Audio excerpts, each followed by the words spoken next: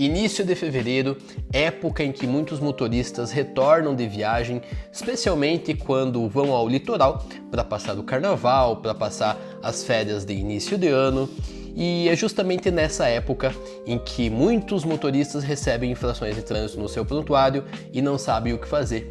Como se defender, quais teses argumentar, o que devem verificar em um auto de infração para saber exatamente como poder exercer o seu direito de defesa.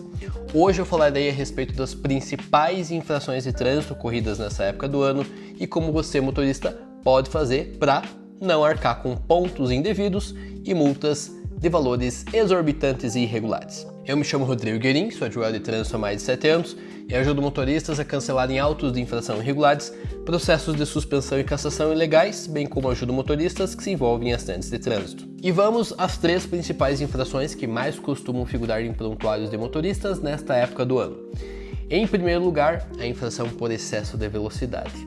Isso porque, devido às festividades nessa época do ano, bem como das viagens que são feitas, muitos motoristas acabam negligenciando o dever de obedecer o limite da via. Muitas dessas autuações, no entanto, são feitas de forma irregular. Isso porque os radares de velocidade devem necessariamente ser aferidos uma vez a cada 12 meses. Os autos de infração por excesso de velocidade devem conter o número de série, o número do imetro e também a data da última aferição do aparelho. Além disso, deve constar a localidade exata em que o veículo foi autuado. Outra informação importante, que é muito relevante que conste, é a foto do veículo. Afinal de contas, se você estava em outro local e puder comprovar, fica fácil então você cancelar esse auto de infração. Em segunda análise, com relação à autuação por recuso ao bafômetro, eu já fiz alguns vídeos aqui a respeito desse tema, mas é sempre importante ressaltar o seguinte: se você for abordado e por qualquer motivo você não quiser fazer o teste do bafômetro, isso é um direito seu. Não se sinta compelido, forçado, induzido a fazer o teste apenas porque o agente solicitou. É um direito seu e você pode simplesmente usufruí-lo. Ninguém é obrigado a fazer prova contra si próprio, tá certo? O que você deve se atentar, o que é importante, é você pegar o auto de infração no momento da abordagem, ou então, caso você não o faça, que você fique sempre de olho no aplicativo CNH do Brasil, para quando você receber a notificação da autuação, você poder enfrentar esse auto de infração e contestá-lo.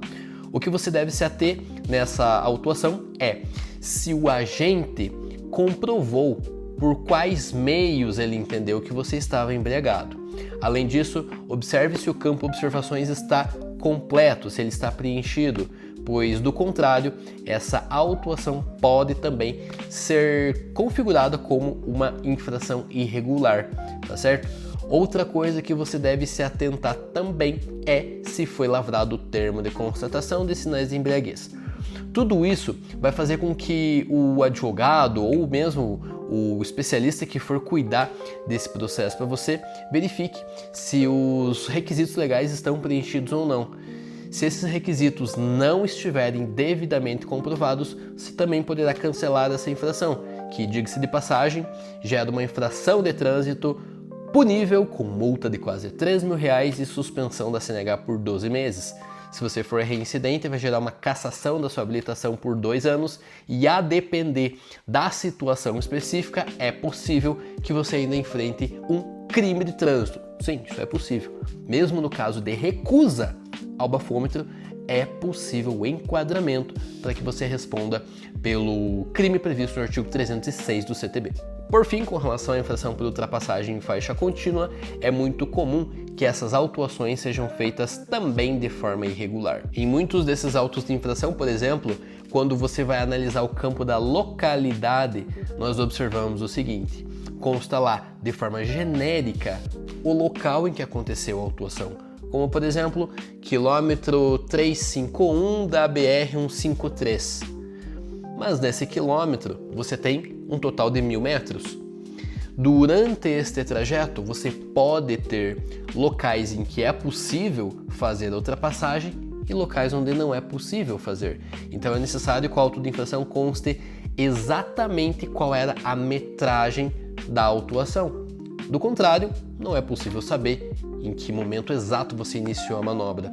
Além disso, é preciso constar também qual era o lado da via em que você estava, se era no sentido crescente ou se era no sentido decrescente.